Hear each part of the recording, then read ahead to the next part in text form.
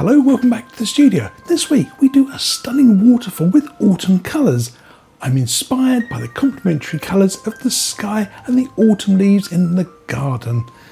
We'll use mixed media to do an acrylic underpainting, then we'll work on those foliage details, and finally we'll drop in that amazing looking waterfall. It's not as hard as you think. This is really a beginner's special. Now let's get on with the painting. So the leaves on the ground tell you it's fall, or as we call it in England, autumn. And if I scan up, just have a quick look at my lovely maple tree. Oh, it's getting a little bit thin now, isn't it, on colour? Look at those amazing contrasts. Blue of the sky, these lovely yellow-green colours. The wind's getting up though. It won't be long before these are all on the ground as well. So let's get into the studio and get inspired. I'm going to be painting an autumn scene. A little bit of, well, complementary colour, I think. Blues, yellows, oranges. Fabulous. Let's get started. So a short trip to the garden and I'm inspired. I've come back home to the studio and pulled out all my favourite acrylic colours. Brilliant red, cadmium orange, rose madder and some ultramarine blue. These colours all work together because, well, they're opposites on the colour wheel. Here's my favourite little colour wheel, and as you can see, oranges and reds, look what's opposite. It's all the blue colours and the teals. So these are complementary colours. Blues and oranges work really well together. That's why when you see them in nature, they can inspire you. I just need a reference photograph to work from. Let's have a look in my little list of things I keep to hand. After a quick search, I came across this little reference photograph. It's on Pixabay and it's got all of those lovely elements in it. It's got lovely oranges and lovely yellows, a little bit of a bluish tint to it as well, maybe even a little bit of green creeping in and some brown. I'm not so sure I like some of the placements of these things, but it's the inspiration that we're looking for. So maybe I'll do this and I'll add a few little rocks. And I'll move this little log out the way and put some rocks here instead, maybe even a little pool. So you see, you don't always have to copy a photograph exactly. It's just inspiration. So let's get started. I think maybe even a little sketch might be very useful. So here you go. Quick sketch just to get kind of things sort of set in the right position. Just a scrap of paper here. I've got my little reference picture is just sitting out of shot here. And I first thing I always like to do is I like to try and break my canvas or my picture down into rough thirds. Again, this is just a technique that I find works well, and what this does is it gives me the four hot spots that things come from and to, and very quickly we can sort of see that maybe this waterfall wants to be starting up here around about this third, and it wants to be sort of working its way down some rocks down towards that third. So that's quite a nice kind of position to have things. And then let's say a little sort of rock pool through to here. It doesn't have to be too obvious, maybe opening out into the corner. And we got kind of a nice sort of level at the back here where we got some sort of background trees up here. So just quickly scratch a few of those things on, and we don't have to make too much of that. But there's a nice sort of difference between here and there. Maybe we could bring a couple of trees down below that line. You see, that's what I call a false horizon. You could have everything starting above it, but it's good to remember that there's things happening further down in the painting. So we have to remember to draw through these lines. Now, obviously, there's some sort of a level there that is the start of this waterfall, and maybe we could sort of indicate that there's another tree back in here. I don't want to crowd this out too much. And then again, more sorts of levels coming through into here. So more levels, things come down and over, and we can put some nice rocks in here maybe to sort of hold the side of the waterfall. And again,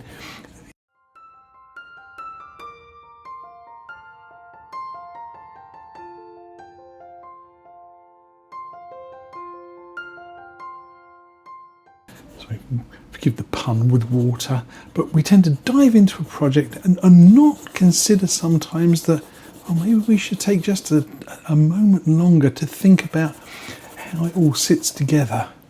So you can see here how I've sort of kind of pulled this all together here and got this all into a series of nice little levels going down to the foreground.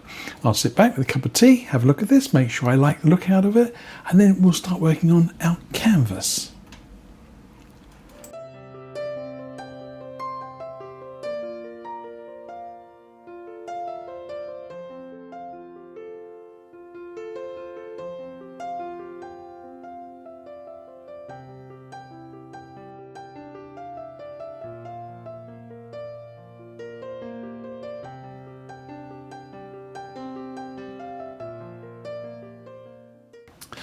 So you saw in that last little sequence there, my sketch got the seal of approval. I come up here and I drew it on in pencil, and then I stood back and I started painting my rocks. And just to repeat, on my palette, I have black, light grey, it's the colour from the background, a little touch of ultramarine blue there, and I just dropped in where I thought those rocks would be. Now, there are no rocks on this reference photograph, so you have to sort of invent the hard landscape. Now, again, I haven't put the trees in yet, but you have to sort of think about, well, how are you going to kind of hold your waterfall in? You need something sort of kind of to fit it in. And I've started off with the pale grey rocks further back, a little bit smaller, and then I've gone darker and darker and bigger rocks down into the foreground and dropped in a few little pebbles there. They might show up underwater. And decision on this rock here, I decided not to paint that rock in eventually, because visually I want you to be able to sort of, your eyes to be able to come into my painting and then travel up the waterfall to the distance. That's the natural flow from thirds to thirds.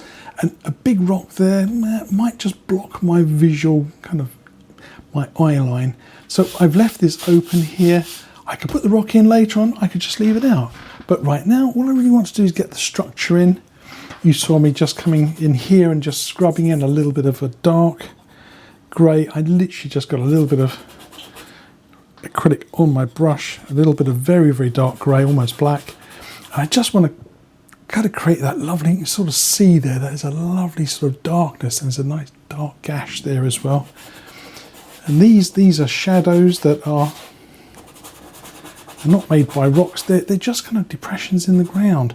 Now, if you ever struggle to see detail on a painting, you know, you're busy sort of transfixed with sort of maybe an object like the waterfall, you know, a little trick is to turn things upside down. Now you're not looking at a wall, you might be looking at a waterfall still, but can you see there's a shape there? It looks like an upside down boot. And there's the shape of a nice big boot. Can you see that? So you might start seeing shapes when you're not concentrating on just the waterfall. So there's a nice big dark shape there. There's a lovely big dark shape up there. And again, I'm going to put foliage across and around this, so not all of this is going to be seen. But again, all we're doing here is we're just trying to get the shape of our painting in. And so there'll be lots of little bushes and things up in here as well. And then we'll put some trees in. So there you go. Don't labour this too much. I think there's a tendency when we're painting, when we're starting out and you painting, to sit and fuss and with every little tiny detail. And we spend ages sort of plotting and planning, and you know, you can always wear yourself out. I tend to sort of not to spend too long. Once I've got my little sketch done, I got a little bit of confidence, I can get that onto my canvas, and then I can see my painting almost, you know, in my mind's eye. I've got my little sketch over there, so I already know there's going to be a lovely big tree in here. You know, I've got a nice big tree coming from over there, so I can quickly build my painting out. Okay, let's put on some foliage next. Here's my acrylic colours, and just some oranges, some reds, a nice cad yellow, dark, deep version, a little touch sap green, a little touch of the raw sienna. Sorry, what sienna is that? Burnt sienna. got the right colour there. So you see a nice variety of colours, which I think will fit very well. I'll work from the background and I'll work forwards with my colours. And of course, I'm using a piece of sponge. It's one of my favourites to use for this sort of painting. And I'm going to go with just a little touch of sap green and a little bit of yellow. Get a kind of a mixture, a combo of colours on your sponge and just sort of tap it out a little bit. Now, I'm painting on a grey canvas, and really that's because grey is a sort of a nice neutral colour. It means that, you know, it's not going to influence too much the colours I'm painting with. If you were painting obviously on a very white canvas, then all my colours would appear to be a little oversaturated, a little bit over bright. But painting on grey, it's neutral, and it means that all my colours sort of will balance nicely. If you've ever tried to paint something on a white canvas and it just looks like you've turned the exposure up on your camera too much, then you know the effect I'm sort of talking about. Now again, these colours I'm using, you may not have the same colours, you may have different ranges of acrylic paints, and I'm going to just suggest you pick whatever you've got. And these aren't the finishing colours, these are just sort of the first layers. I'm just literally pushing in some colour. I'm looking at my reference, I'll bring it up over there, and these are going to be too bright to start with, and I'm just going to stab in where I think the colours need to be on my painting. Again, just like those rocks, it's just about placement. That's all it is at this stage, just placing, putting the right sort of colours in the right place, not necessarily the right tones. So I'm going to use a little touch of Payne's Grey. So put a little touch of Payne's Grey out, and I'm taking just a small amount of that over with my sap green and yellow. Gives me a sort of nice sort of olivey sort of colour. And now the light's coming through from the back of my painting here. You see there's some light rays coming through there, and the sky colour is a very pale grey colour, so I'm going to stick with the colour of my canvas here. I've just got a little bit of this Payne's Grey colour on here, and these bushes are kind of almost sort of in silhouette. So I want a little bit of that colour coming through, but I want a lot of shadow up there too. Again, it's a kind of a good tactic to sort of keep your eyes focusing in the centre of your painting, is if you have the edges darker and lighter towards the middle area. And again, the sort of foam brushes, they do a lovely job, or the blocks of foam do a really good job of getting some colour into your painting really quickly. Backwards and forwards from my painting to my reference, and I'm looking backwards and forwards all the time, just to make sure that I'm somewhere close to where I want to be with this. And it's something you get used to doing a lot when you're painting, is to do a little bit, stop for a split second, glance down, look at your reference, even bring your reference up close here, and make your sort of self-aware of where you are with your painting. I hope you don't mind me nattering on while I'm painting here, but it's kind of, I think, hopefully interesting for you to hear kind of what's going through the old noggin as I paint, that I'm constantly looking backwards and forwards from one part of my painting to the other. I'm sort of looking back at the reference, and this comes down at a nice angle, so I'll put some colour in there. It's not the right colour, I want that to be brighter, but there's a little bit of dark down in here too, so it's coming on.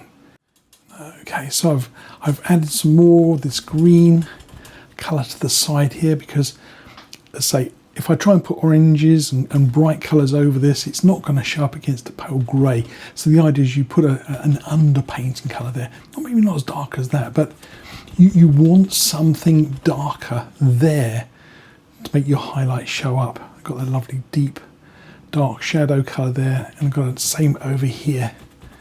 And again, this piece of sponge doing a great job for me. And of course, I always suggest if you can kind of get the darker corner. And so I've blocked out the rock there that was there, my maybe rock. It may or may not make an appearance, I don't know yet. So I've decided to block it out for the time being and see what it looks like. So I've switched to another sponge. I have one or two of these on the go, and I'm going to go into some of these more sort of vivid orange, red, and a little bit of yellow colour here. Gosh, that's bright red, that's rose madder. And that's just the most beautiful rose pink colour. Gosh, that's so beautiful. And mixed with cadmium yellow and cadmium orange rather. That gets you some absolutely beautiful eye-popping colours. Now, careful with this because it can get a little bit kind of over the top. But I'm going to just put in just the suggestion up in here. One thing I do know about putting these sort of oranges and yellow colours over the tops of greens is they tend to go brownish. So you be a little careful there that, you know, when you start adding these colours, I mean the dark green colour I've put on there is already kind of pretty much dry.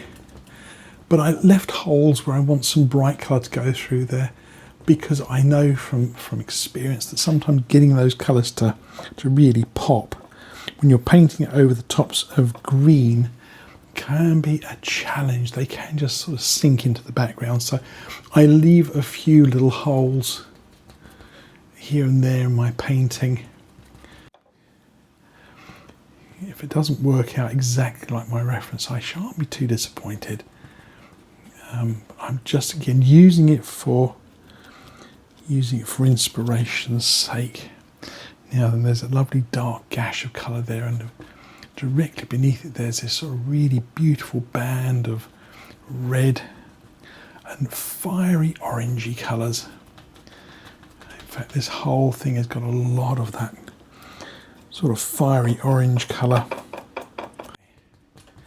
Now, there is quite a lot of paint on my canvas.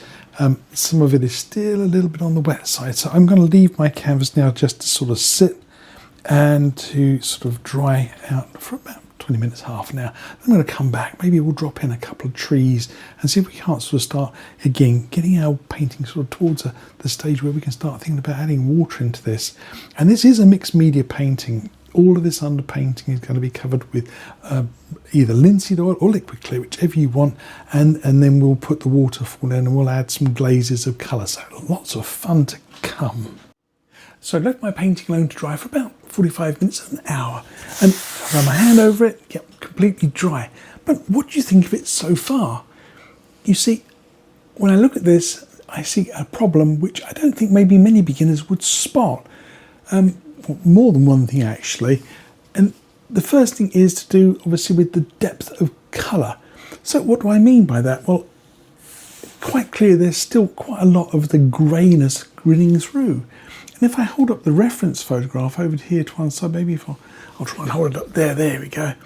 Now, how much greyness can you see in this? Can you see a lot of grey? There isn't any really, is there? Apart from the waterfall, and that's sort of a blue-grey colour. But you see, in here, there's an awful lot of dark colours. And my canvas is a little thin and patchy. And I think when I see sometimes people trying to do an underpainting for a painting, they sort of tend to sort of chicken out of the underpainting side of it. They don't just get enough sort of colour in there. And that's exactly what's happening here. My painting looks a little bit thin on colour, particularly up in here. It looks a little bit sort of thin, doesn't it? It needs more colour. Now, the other thing is to look at is the actual waterfall and the water. Again, I think this is another common sort of challenge that people face. When they put a waterfall in, they think, oh, I won't put any colour in it. I'll just leave it pale and then I'll just put my waterfall over the top. But the reality is that this is full of colour, blue and grey. And this pale grey colour, it's not going to help me at all. If I want to actually put some nice sort of watery effects on top of it, same in here. This pale grey colour, not going to help me at all. So I need to put some colour in here too. So the painting is sort of about sort of halfway there in terms of the depth of colour. I know it needs a few trees, but I want you to just sort of take note of this when you're using acrylic underpaintings for an oil painting, or even if you're just using acrylic paint for the complete painting, which of course you could do with this particular scene. So now this has had a chance to dry, time to put some more colour on here.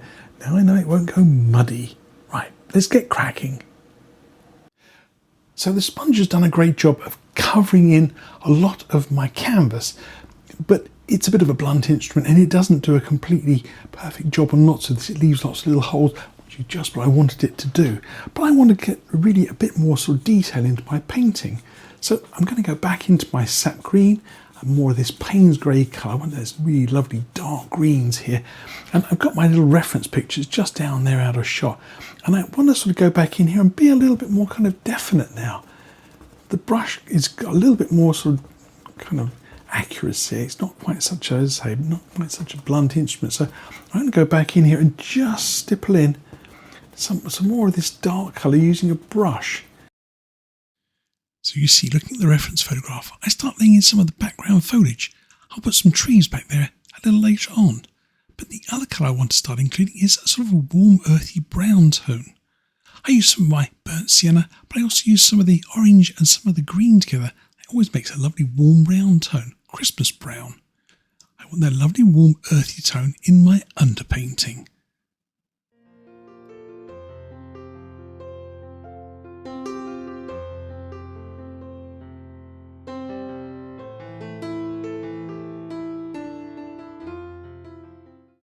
Okay, time to drop in some of those background trees. I think I just want sort of, again, there are a ton of trees back in there, and the ones back up here I want to do sort of in a paler colour. Now, sadly my paint sat on my palette for more than one night, so I had to refresh my paints. That little trick with the damp paper towels, great for a few hours, but I'm afraid my palette sat for a couple of days. So, light grey, a bit of the Payne's grey, and I just want to get in some ideas for background trees, and I'm just using a round brush for this, and I just want to drop in some of these. So there's some grey ones in the middle, and there are lots and lots of them, and I'm just going to drop them in lightly. I'm not going to spend a great deal of time on this, because I know that there's going to be, maybe I'm going to bring some light through the centre. And as I say, there's a lot more painting to go. These slightly darker trees coming forwards, and I'm going to just paint that right through. And I'm thinking about, again, the sort of levels coming down this hillside. As the trees come down, they're going to get bigger, and they're going to get darker. They're going to appear to be closer to us. So hence the reason why I've sort of switched up to a slightly more blue-grey colour here.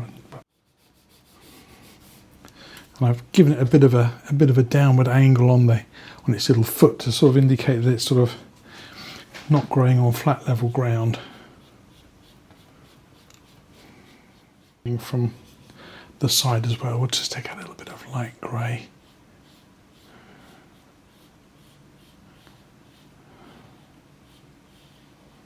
There we go. See, just a hint of colour is all it really needs.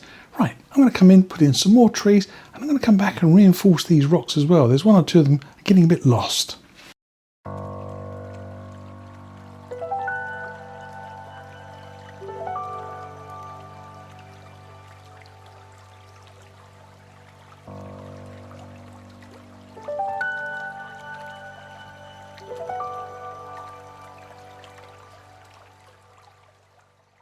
For my rocks, I'm just using a little bit of my burnt sienna, taking a little bit of the Payne's grey into it. I want a nice sort of really almost charcoal brown sort of colour for my rocks.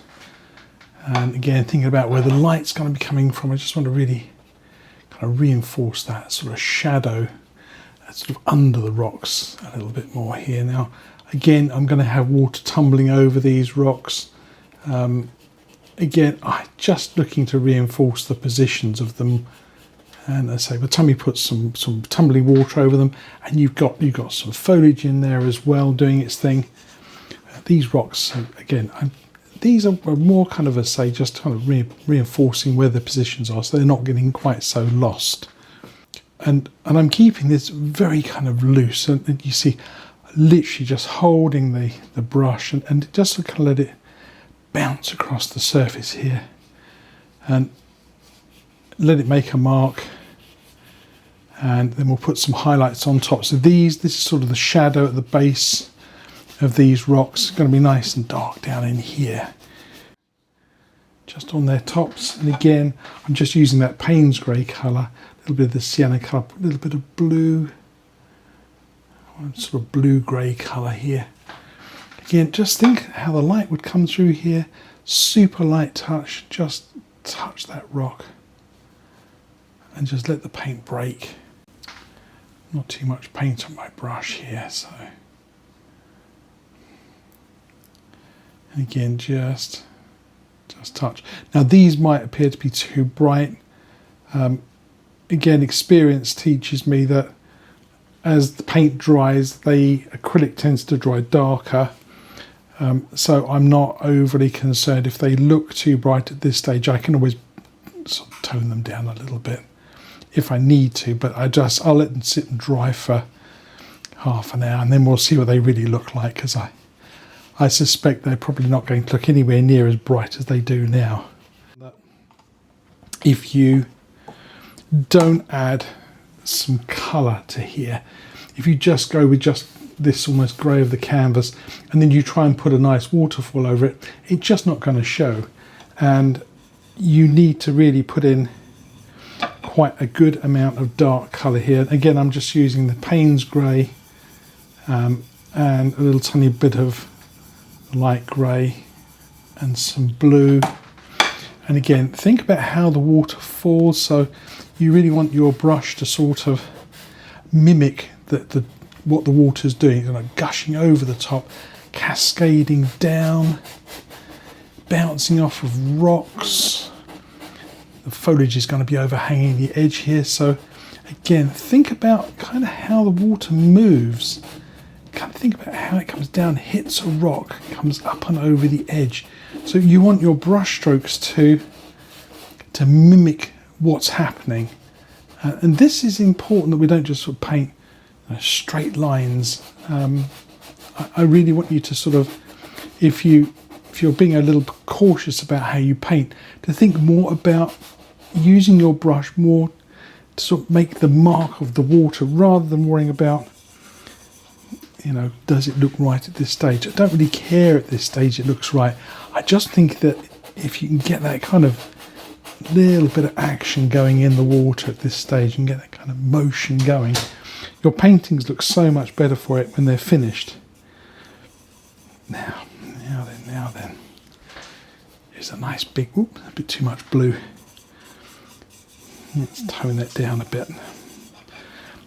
If I want to make a darker grey colour, I just pull some of that sienna and the blue together, and I make a lovely deep purple grey colour. Maybe 2 bits. Okay, so there you go. See, lovely. You get a lovely warm grey colour. Again, this sort of kind of little tricks like that, they come with the experience of having painted a lot. Knowing that you can push 2 colours to get a grey colour comes again with just time served.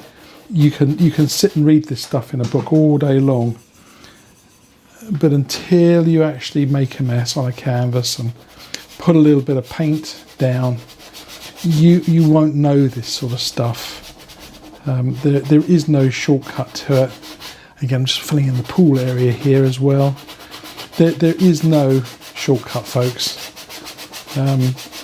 It would be lovely if you could just wave that magic wand and get all this information, but it just doesn't happen like that. The reality is you've got to put paint on a canvas and figure out what works and what doesn't. Right, I'm going to finish off the pool area here, maybe come back and drop in a few more little rocks, and I think we're not far away from maybe just final touch-ups on this foliage, and then we can get into some oils.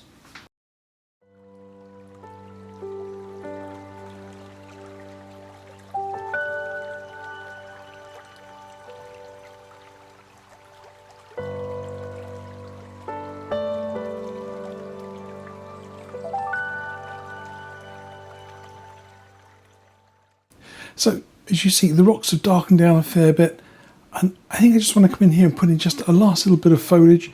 It's going to be very hard to make anything really jump now from the canvas because, as I say, I tend to find with acrylics, they tend to dry quite dull. Sometimes they don't have that lovely pop that you can get with oils. So I'm going to go in with a little bit more sap green, cad yellow deep, get a little bit on the corner of my brush. I just want to sort of soften up the areas around the base of some of these trees. I just want to sort of settle them into the painting. But after this step, I think we just need to kind of move on and start working with oils. So again, just a few little pops of light. See if I can get a little bit of something going on here. I've got my little reference picture to the side there.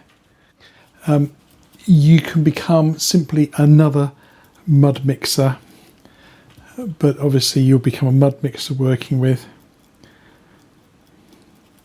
acrylics rather than oils, but you're just going to become a mud mixer all the same. I'm afraid you end up in the same sort of, what was it Bob used to say, agony. You get into that same agony if you're not careful. You just become an acrylic mud mixer as opposed to an oil painting mud mixer. As you see, even these colours as I'm painting on here are starting to get lost a little bit. Okay, that is it. No more paint for my painting. Next step, oils. I'll leave this to sit and dry, probably about half an hour, 40 minutes. So my acrylics are completely dry. Next, I want to add something like this, Bob Ross liquid clear oil paint. This means I can cover my canvas with a very thin, even coat, and I can add oil paint directly to this without any chance of there being a sort of reaction with any of the acrylics. If you don't happen to have this product, you could also use linseed oil, but it's a bit thinner and a bit runnier, so you need to really scrub it in well. Let's add some of this to our painting. We'll do half of it and you'll see what the colours look like. You'll notice they become much more vibrant. I put a small amount of the liquid clear into a dish. I've got a very, very old landscape brush here, Bob Ross one, but you can use any brush you like. I'm going to take just a small amount, and maybe I'm going to do just this left-hand side. I'm going to just scrub this into my canvas. And instantly you see that colours like this orange really start to amplify and really become bright. Compare these colours to those ones, they're a little bit on the dull side. And you'll notice that as soon as you add this, as I say, everything really bursts into life. With acrylics, I find that they tend to just go very dull very quickly. There we go, just got to work this in. Now, the secret to using this product, as I've mentioned on all the previous videos I've made about this, is you want to apply this very sparingly. There's a tendency to put this on a little bit too heavily. Remember, you're not varnishing your painting. You are just adding this as a thin oil medium so that you can blend colours on your canvas. Now, I've tipped my canvas back a little bit so you can sort of see the shine there. I can run my finger over it and it doesn't leave a trail. And that's important. If you do that, and you leave any kind of a trail with your finger, it means your canvas is far too wet. Okay, I'm going to carry on covering the rest of my canvas, then we'll come back and start working on the waterfall, adding some more colours into here. So here's my palette, and you see a few colours: white, Prussian blue, black, sap green, cad yellow, some ochre, Indian yellow and some red. And I'm going to use a selection of small round brushes.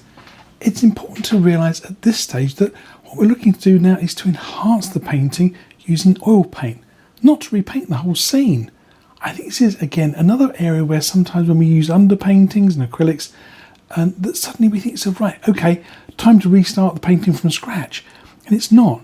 These are to enhance the painting, not to repaint it. And with that in mind, those small brushes, well, they're going to come in useful. Let's just add a few little pops of colour and see what it looks like. One of the colours I know that has struggled to stand out on this background is anything with a yellow base to it. I don't know why, it just seems to sink in. So I'm going to go to cad yellow, tiny drop of the sap green colour. I'm going to make myself a nice, quite vibrant yellow colour, might be too vibrant. If I put yellow ochre into it, it'll tend to knock down the value a little bit. See how that instantly dulls that value. And there are some beautiful sort of olivey yellow green colours in here. Now, I want to do just a little piece of it over here. There's a lovely section right beside the waterfall. And again, what I'm looking to do here is I'm looking to just put in a few little leaves. And this is what I'm going to be doing a lot of, is just adding little leaves, adjusting my colours, maybe a little more ochre. Yes, there we go. See, so I'm just going to add just a little group of leaves and I'm going to leave it alone. I'm not going to repaint the whole scene. And again, just grouping these little dabs together to enhance that area. And the other thing I'm going to bring to your attention is I don't just paint in one area. I don't try and complete one area before I move on, I'll do a little bit here, I'll do a little bit there. I might come back and add a few little leaves back in here. And this way you don't end up overloading one part of your painting. I think that's very, very common. Again, there's lots of these little sort of happy accidents we have. Don't forget you got a tree there. Lots of little happy accidents we have sometimes is that we, just sort of sitting on one area and painting and painting and painting it until it's almost completely dead, and then realise, oh gosh, I've still got to do all of this. So I like to do just what I'm doing here. Just come in, just do a little bit, and then move on to somewhere else in the painting. Get a little bit back up in here as well, up in the shadows. That's it. So I'm going to carry on doing this. I'll do a little bit of time lapse through here. Hopefully it won't look quite as spotty and speckly as this, because I'll go back over this and I'll just keep building this up until I get the sort of the right look for my painting. Right, time lapse time.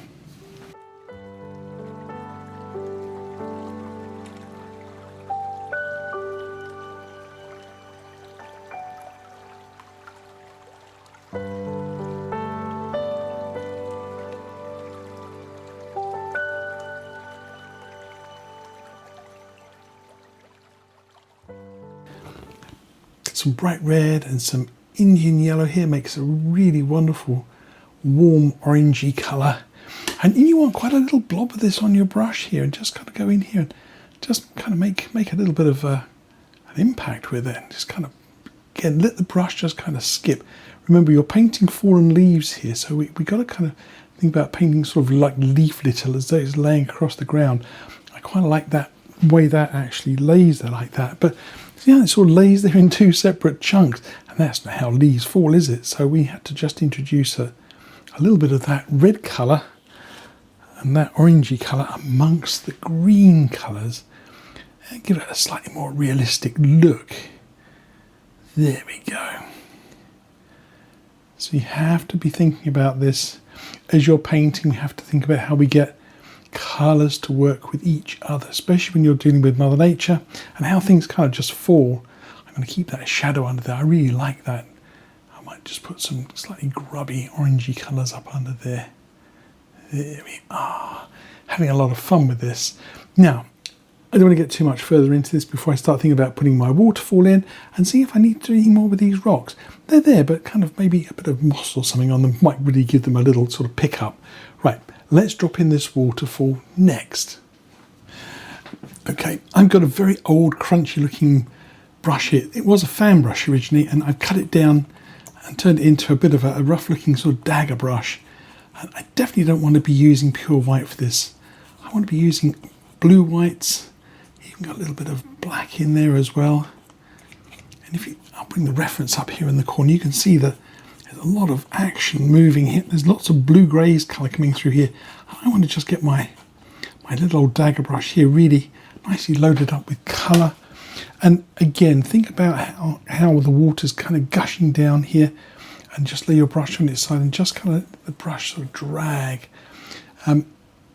It's very easy to, again, to sort of like sit there too much on this one and kind of just worry about it, everything looking just perfect. And just think about how water tends to tumble down over the tops of rocks and things, and tends to kind of make its way down the falls.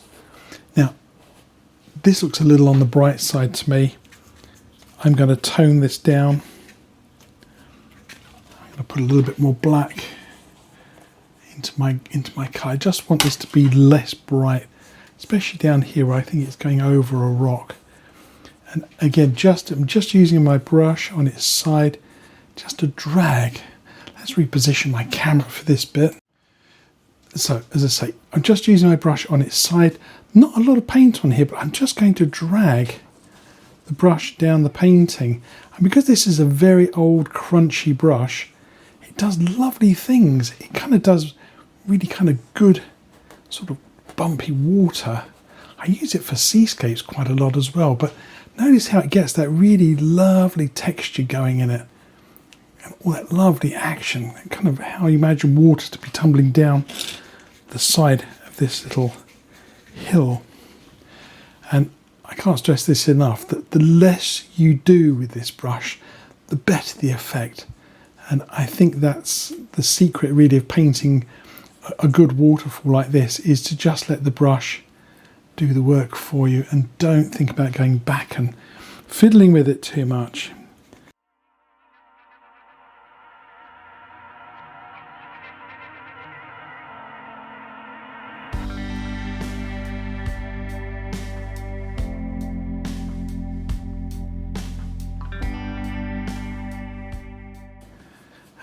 Down in here is the water, the base of the falls, lots of lovely, there's lovely action down there, lots of lovely splash.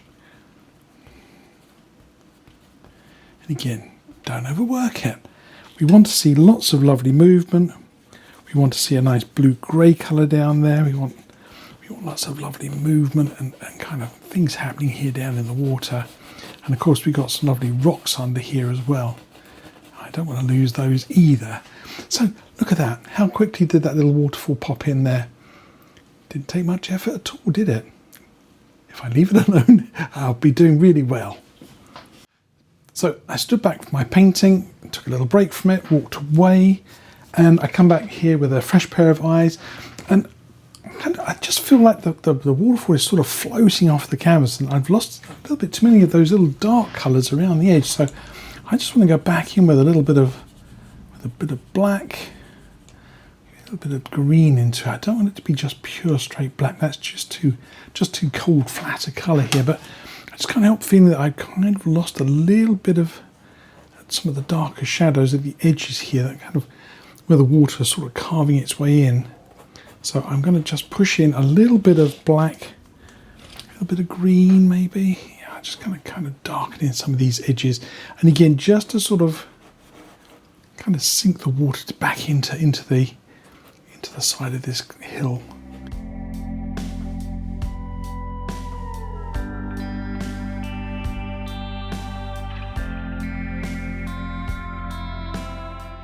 Really kind of makes a huge difference. Let's isolate that little rock as well a bit more. There we go. So I hope you realised sometimes you do need this stepping back and seeing your painting from the other side of the room to sort of see where sometimes you just need to go back in and kind of just make some changes to things. Now let's carry on. I want to carry on making some impact with my water down here. Maybe come back and look at these rocks again. One of the absolute joys of using oil paint is that you can actually use some of them for glazes, and I'm just going to take a little Prussian blue. I'm not going to put anything white with it. And this is just that old brush I used for my acrylic. I'm just going to glaze over these rocks here. If I have any white into it, it will go all kind of foggy. And there's already quite a lot of light colour down here, so I can use just the smallest amount of Prussian blue on a brush. I just glaze into here and just kind of sink those little rocks down into the water a little more.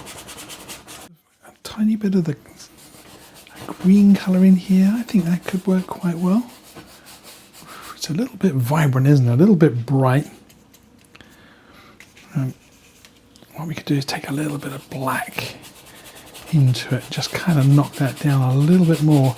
Let's say I know that I'm going to be putting some shimmers across the top of this, so this just a little stain of colour here, just to sort of give my watery effects a chance to work.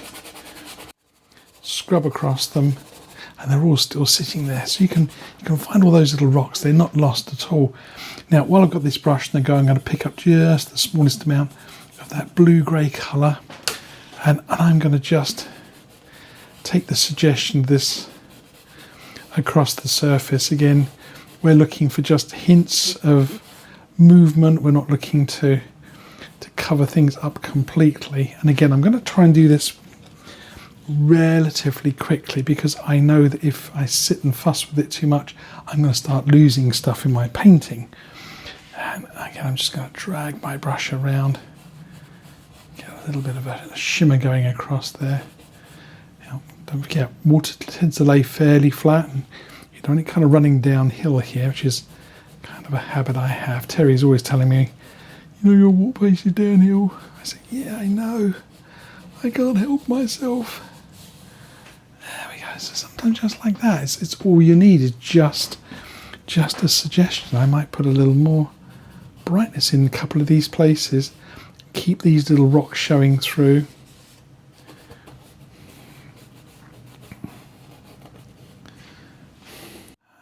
And I think it's because the brush just has a way with it. It's been trained. That's why I always tell people, and they used to struggle, and they used to have classes, and people say, oh, I'm sure your brushes are different to my brushes. And I say, you're absolutely right.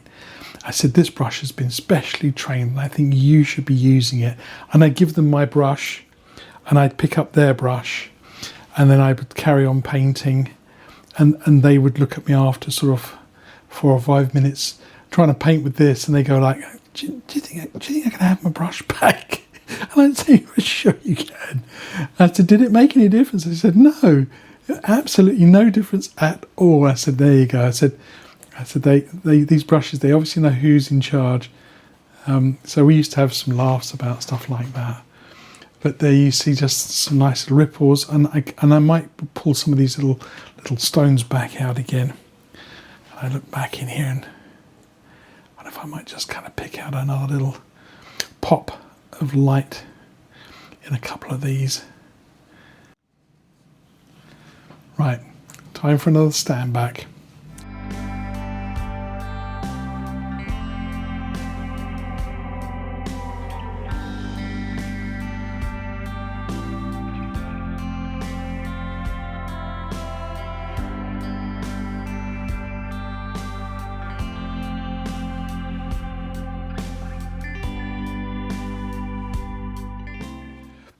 So I stood back and looked at my painting. I love the waterfall now. I just put those little extra pops of light into it. I kind of feeling my trees look a bit sort of lost now. See how it's sort of balancing out. You can sort of go from one to another. So I've got my little flat brush back. I've got a little bit of the sap green, cad yellow. And I'm going to just put on a sort of a nice mossy effect on the sides of my trees. So a little bit of this colour. So slightly brighter on the right side here, just kind of touch a little bit.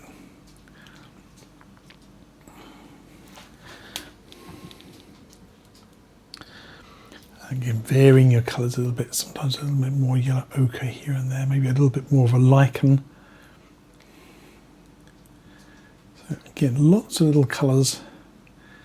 And as I go round to the shadow side of this tree, so I'll put less and less colour on here, and the darkness that I put on there, the sort of the gesso we put on there will tone this down anyway. So it'll just naturally take my colour back, a little bit more impact. I particularly like when the colour just sort of kind of goes around that little foot. Oh, I got a little bit of orange coming through into there. That's kind of nice, isn't it? A little bit of orange.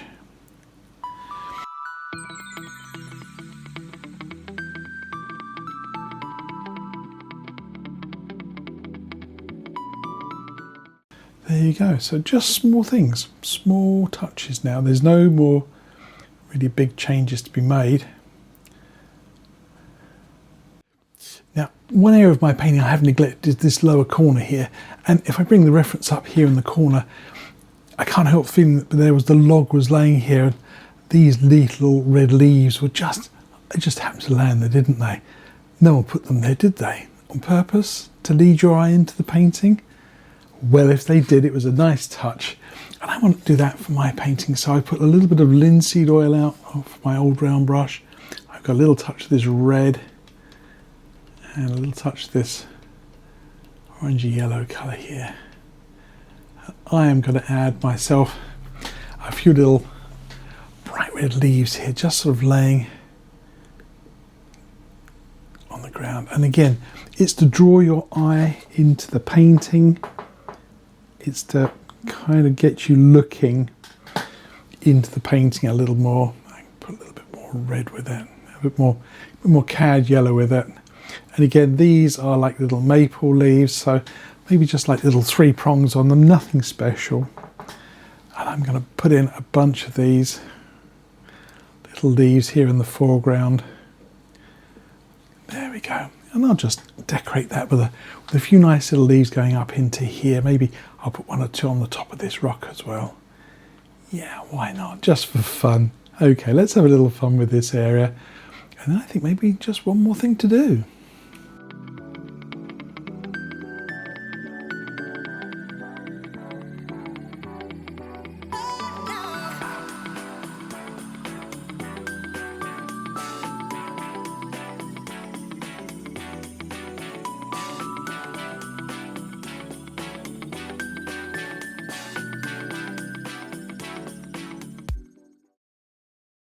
Now, you couldn't help but notice that there was a little bit of light breaking through over the tops of those bushes there. I'm going to try doing this with a brush first of all, but I'll probably end up using my hands. I usually use my fingers, but I'm going to go into some white, a little bit of the Prussian blue colour. So, and against this dark colour here, I don't think we need to do very much. Now, let's just kind of, I mean, got to be careful how, I should have probably put the rays of light in before I put my green on, but, oh well, there we go. And it's just kind of dancing a little bit of light through here. And again, we don't want to just kind of throw a big chunk of light up there. We want to think about how it can kind of come through and kind of work in and between these trees. So now, got to be careful because there's oil paint in here. If I weren't under my usual restraint of time, I would probably leave this to sit for a couple of 3 weeks before I did this, and then I could just literally just drag the paint wherever I want it. But I know we've got to be kind of careful here. Let's take a little beam of light through there. If you can hear, I've got some fireworks going off in the background. It's Guy Fawkes night the other night, and they like to have their little fireworks displays. The cats don't like it, that is for sure. Let's just drag that through there. Again, just a tiniest little bit of paint here, folks. I'm just literally going to try and lick this on here without kind of causing too many problems for myself.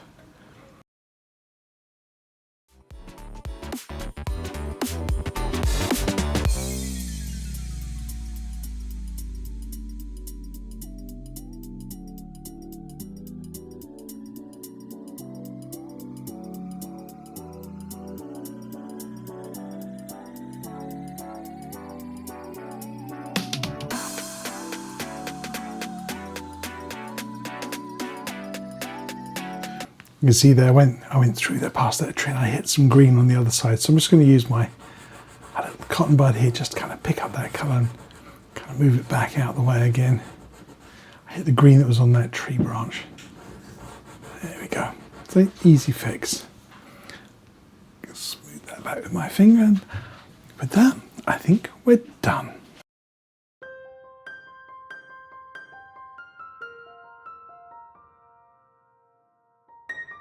So there we have it, a mixed media painting, a lovely waterfall in an autumn scene. But don't worry if you don't have oils. I think you could do this entire painting with just acrylics. But don't move, there's some more lovely paintings for you to watch coming right along.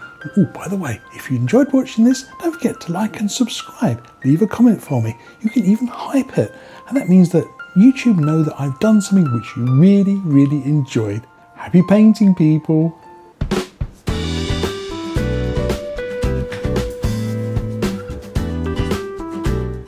Gosh, if you knew what I was going to paint next.